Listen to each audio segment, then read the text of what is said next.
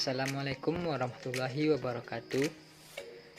Baiklah, saya Aprilia Nafis dari Tadris Biologi 6B akan menjelaskan materi budaya alam Minangkabau tentang kelompok dan organisasi sosial di Minangkabau. Yang pertama yaitu suku di Minangkabau. Kata suku artinya golongan orang-orang atau keluarga yang seketurunan atau lebih tepatnya golongan orang-orang sekaum yang seketurunan atau matrilineal yang menurut garis ibu. Pada awalnya suku-suku ini terbentuk menurut kelarasan yang diletakkan oleh Datuk Ketumanggungan dan Datuk Parpatian dan Sabatang seperti yang tertuang dalam mamang berikut. Pertama, Koto Piliang, Sikumbang, Jambak, Tanjung Melayu, Payobada, Salo Galumpang, Banu Hampu ditambah Paga Cancang, Damo Jotobo Mandahiliang, Bendang, Kampai, Patapang Bijo, Panai, Sariti, Sakijo, termasuk juga suku-suku Umpuk Kaduo Bodi Caniago, Sinapa Sarato Singkuang, Lubuk Batang Panyalai Mandaliko, Simage Sarato Jos Supanjang, Dek Lamo Maso Manjalang, Umpuk Nan Duo Tapacah, Pulau Jambak, Malayu Caniago Piliang, Sungguh Babagi Basatu Juo. Tahapan perkembangan organisasi sosial masyarakat.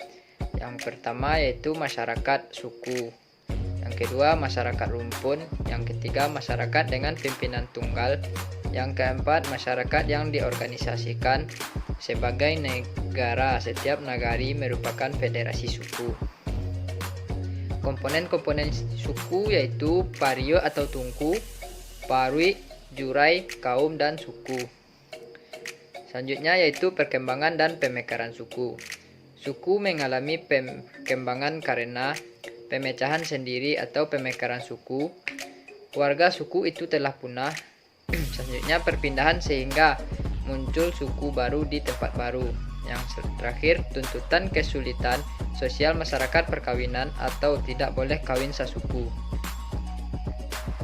Pemekaran suku tersebut terjadi karena dalam nagari ada suku yang telah padat penduduknya dan perpindahan penduduk atau migrasi ke pemukiman yang baru. Skala urutan kepemimpinan suku. Yang pertama yaitu ada mamak, yang kedua tungganai, mamak kepala kaum, mamak payung, pembantu penghulu, penghulu suku, orang tua adat, dan kerapatan suku. Selanjutnya yang kedua yaitu nagari di Minangkabau. Asal-usul nagari di Minangkabau. Arti nagari dalam Kamus Besar Bahasa Indonesia adalah wilayah atau sekumpulan kampung yang dipimpin oleh seorang penghulu. Batas wilayah nagari ditentukan oleh alam seperti sungai, hutan, bukit, dan sebagainya. Nagari yang paling tua adalah Pariangan. Wilayah ini sekarang masuk di Kabupaten Tanah Datar, dan nagari inilah kemudian masyarakat Minangkabau menyebar dan menempati berbagai daerah. Proses pembentukan nagari. Banjar disebut juga Kabul, merupakan tahap awal pembentukan nagari. Yang kedua yaitu adat Tarata, mempunyai arti bercocok tanam, sedangkan kampung tempat para penduduknya tinggal disebut dusun. Koto terdiri dari 3 suku yang berbeda. Seiring dengan perkembangan mereka membutuhkan lahan yang lebih luas untuk perkampungan mereka.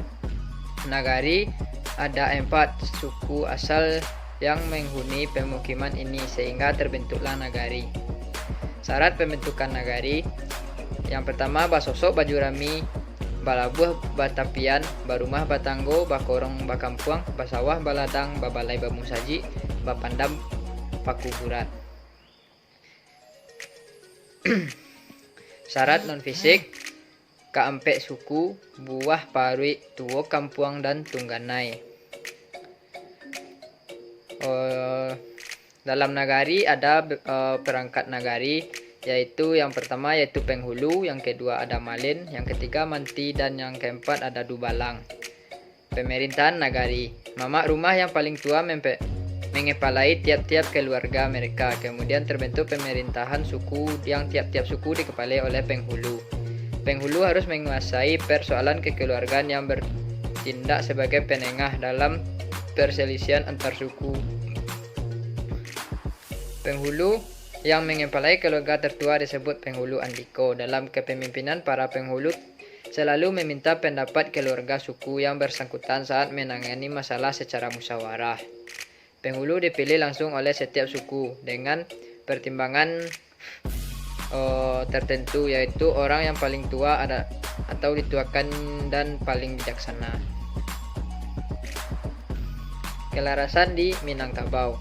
Lareh atau laras artinya kesesuaian atau kesepakatan. Yang dimasukkan di sini adalah kesepakatan antara nenek moyang suku Minangkabau untuk mengatur masyarakatnya.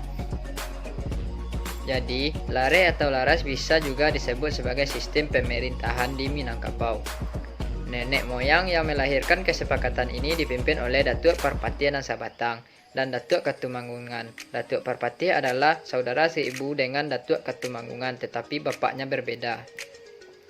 Ayah Datuk Katumanggungan adalah seorang raja yang diberi gelar Si Maharajari Raja, sedangkan ayah Datuk Parpati Nan Sabatang adalah Cati Bilang Pandai, orang biasa yang bertugas sebagai pembantu raja. Sejak kecil keduanya sering berkelahi, sampai dewasa pun mereka berbeda pendapat.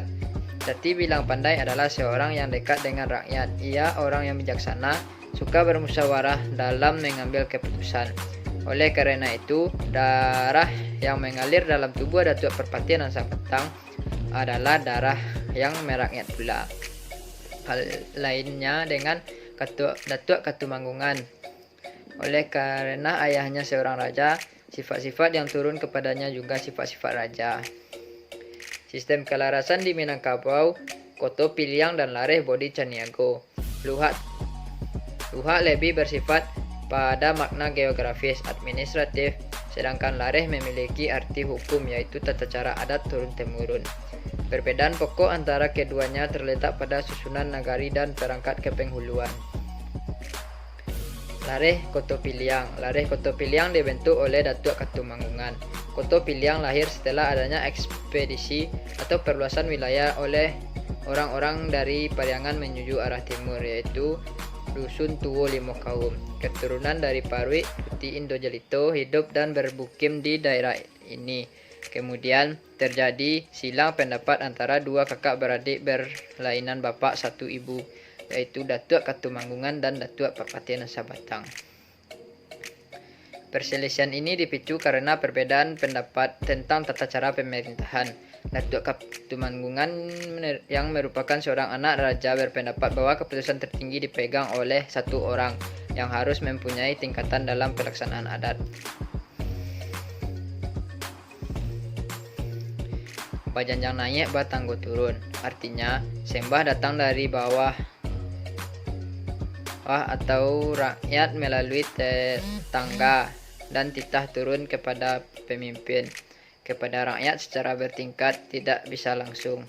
Pangkat penghulu tidak sama, sehingga hal ini juga terlihat di balai ruang tempat musyawarah yang terbuat bertingkat-tingkat. Lareh Bodi Caniago. Lareh Bodi Caniago dicetuskan oleh Datuk Parpati Nan Sabatang dan bersifat demokratis. Menurut kelarasan ini, nagari diperintahkan oleh penghulu bersama dalam suatu permusyawaratan. Penguasaan ini langsung berhubungan dengan rakyat tanpa melalui tangga atau jenjang. Menurut kelarasan ini, adatnya dijalankan dengan prinsip duduk samo rendah, tagak samo tinggi.